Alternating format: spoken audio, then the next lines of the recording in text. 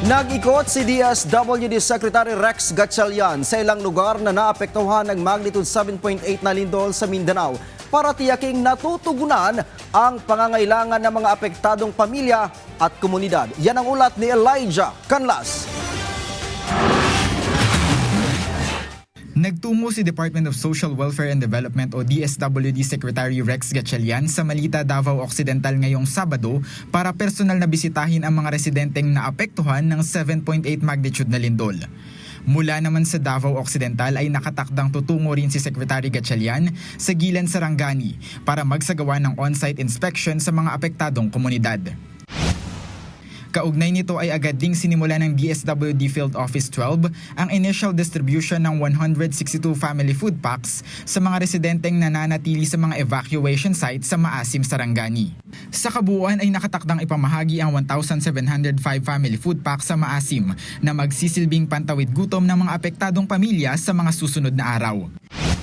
Bukod sa mga pagkain ito ay umarangkada rin ang mobile kitchen ng DSWD Field Office Caraga sa Gilan, Sarangani para maghanda ng 1,000 pack lunch para sa mga pamilyang pansamantalang nananatili sa Tent City. Matapos ang pananghalian ay naghanda rin ang mga kawani ng kagawaran ng masustansyang chop suey para naman sa hapunan ng humigit kumulang 1,000 internally displaced persons sa lugar. Samantala, nagtungo rin ang kagawaran sa mga liblib na bahagi ng Barangay Taluya sa Gilan para maghatid ng mga galon ng malinis na tubig at mga karagdagang pagkain para sa mga residenteng walang mapagkukunan ng inumin.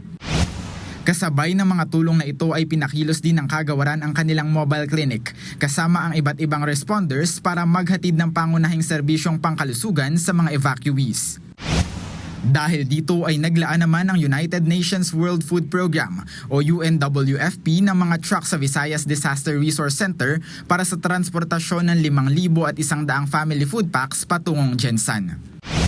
Nakalaan naman ang mahigit 1,200 family food packs lula ng mga truck para agad na maihatid sa residente ng Barangay Conel. Ang lahat ng malawakang aksyong ito at paghahatid ng ayuda sa mga lugar ay isinasagawa alinsunod sa direktiba ni Pangulong Ferdinand R. Marcos Jr. para matugunan ang mga pangangailangan ng mga lubhang naapektuhan ng kalamidad sa Mindanao. Elijah Canlas para sa Bayan.